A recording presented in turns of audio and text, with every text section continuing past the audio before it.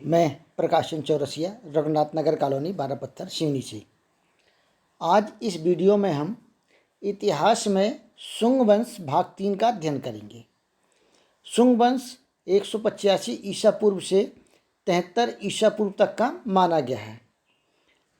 इस वंश में भाग 1 में हमने पुष्यमित्र शुंग एवं भाग 2 में हमने अग्निमित्र शुंग के शासन का अध्ययन कर चुके हैं।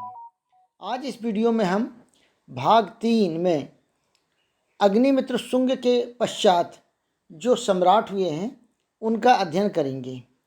यहाँ पर मैं एक बात और बतला दूँ कि इसके पश्चात अग्निमित्र शुंग के पश्चात जो सम्राट हुए हैं वो उतने प्रभावकारी सम्राट नहीं रहे, उतने प्रसिद्ध और सशक्त सम्राट भी नहीं रहे।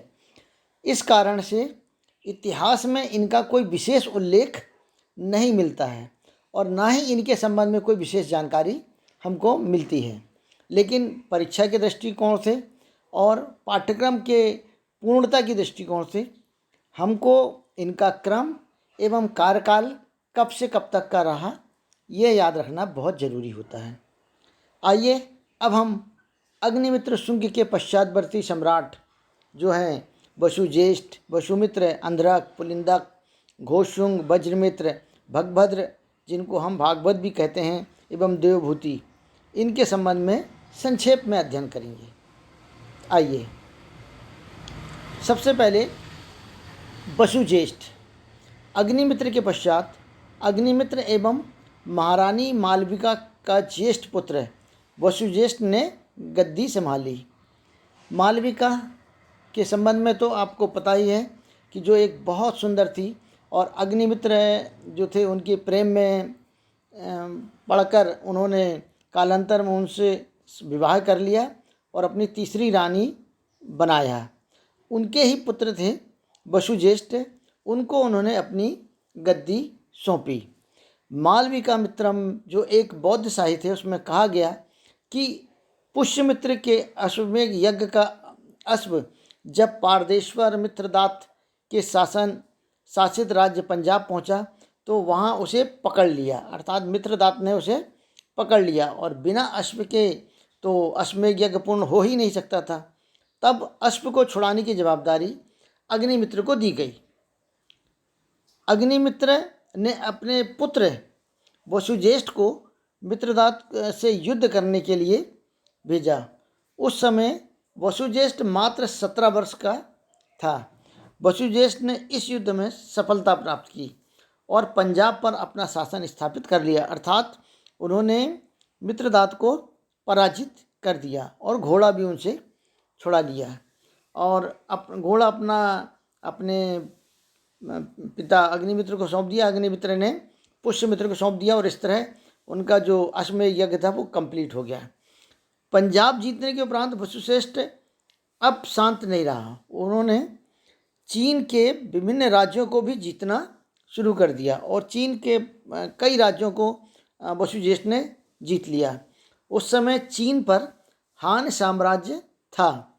हान जो साम्राज्य था, हान साम्राज्य के युद्ध हारने के पश्चात दोनों में एक समझौता हुआ और ये माना जाता है कि एक चीनी राजकुमारी से वसुज्येष्ठ का विवाह भी हुआ था और यह भी माना जाता है कि उनके वंशज आज भी चीन में शुंग सरनेम लिखते हैं और ये वही शुंग सरनेम है जो शुंग वंश के जो शासक थे वसुज्येष्ठ हैं उनका ही सरनेम था शुंग और उन्हीं की जो वंशज हैं वो आज भी चीन में जो हैं वो शुंग सरनेम लिखते हैं। वसुज्येष्ठ के शासनकाल में जो सिक्के चलाए जाते थे उसमें इनका नाम ज्येष्ठ मित्र लिखा गया है। 131 ईसा पूर्व में इनकी मृत्यु के पश्चात वसुमित्र ने गद्दी संभाली। अब वसुमित्र के संबंध में देख लें। 131 ईसा पूर्व से 124 ईसा पूर्व।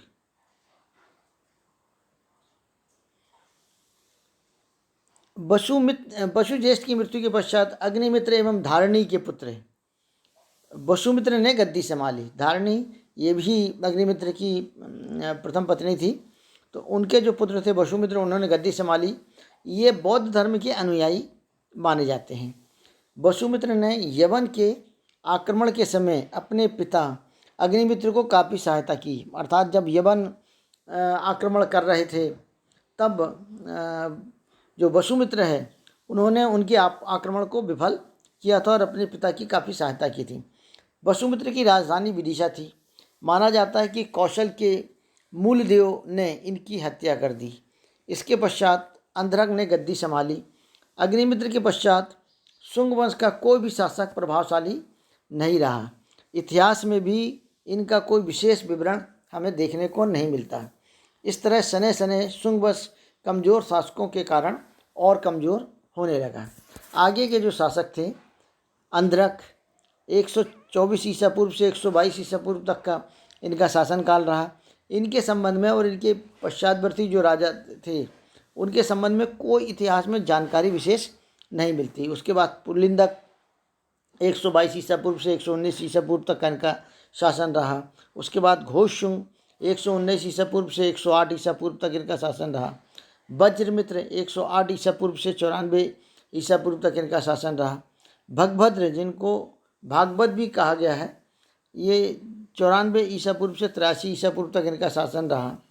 ये भागवत धर्म के अनुयायी माने जाते थे और ये भी माना जाता है, इनके इतिहास में लिखा है कि इनके समय में, इनके शासनकाल में राजदूत हेलियोडोरस ने विदिशा में एक गरुड़ स्तंभ की स्थापना की थी और हेलियोडोरस ने भागवत धर्म स्वीकार किया था। उसके बाद है देवभूति जो 83 ईसा पूर्व से 73 ईसा पूर्व तक का इनका शासनकाल माना रहा। ये शुंग वंश के अंतिम एवं सबसे कमज़ोर शासक थे और इनके मंत्री वासुदेव के द्वारा इनकी हत्या कर दी गई थी। यहाँ यह उल्लेखनीय है कि इस वंश का उदय अपने पूर्ववर्ती राजा की हत्या करके हुआ था। अर्थात पुष्यमित्र शुंग ने अपने राजा की हत्या करके शासन ग्रहण किया था। इसी तरह देवभूति की हत्या इनके मंत्री वासुदेव ने की और एक नए राजवंश कण्व राजवंश का उदय किया। इस तरह से ये शुंग वंश समाप्त होता है। आशा है कि छोटा सा वीडियो आपको पसंद आया होगा। पसंद आए तो लाइक करिएगा, सब्सक्राइब करिएगा एवं अपने अन्य मित्रों को भी सुनाइएगा ताकि वो भी इसका लाभ उठा सकें। सब्सक्राइब इसलिए करिएगा कि आने वाले अन्य वीडियो जो हैं, जैसे अब कण्व राजवंश के जो वीडियो हैं उनके संबंध में कौन कौन से सम्राट हुए हैं, राजा हुए हैं, उनके संबंध में वीडियो आपको सहजता से प्राप्त हो जाए। धन्यवाद।